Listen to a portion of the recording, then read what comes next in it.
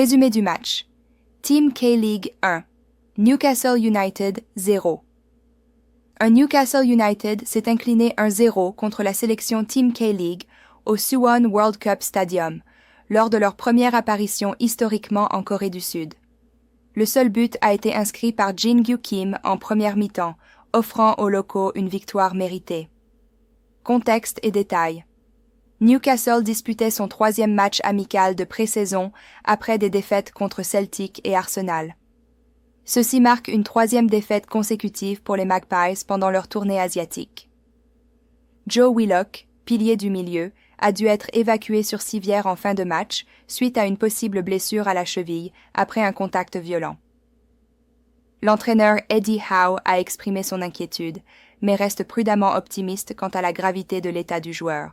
Parmi les autres difficultés, l'absence du buteur vedette, Alexander Isak, officiellement en raison d'un problème à la cuisse, mais également lié à des rumeurs d'un transfert potentiel à Liverpool, offre estimée à 150 millions de livres sterling.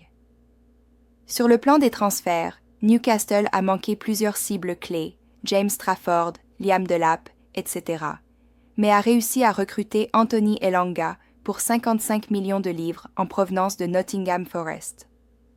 Le club espère également renforcer l'effectif avec Aaron Ramsdale. Composition de l'équipe et faits marquants.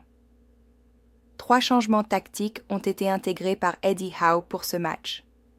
Tino Livramento, Lewis Miley et Emil Kraft ont été titularisés, tandis que Seung-Soo Park, récemment recruté et originaire de Corée du Sud, a fait ses débuts lors des dernières minutes de la rencontre. Malgré quelques incursions prometteuses, notamment d'Anthony Elanga, la précision offensive a manqué et Newcastle n'a jamais trouvé le chemin des filets. En résumé en français, Newcastle a perdu une 3e fois de suite en pré-saison, cette fois-ci face à la Team K-League en Corée du Sud, sur un but de Jin-Gyu Kim.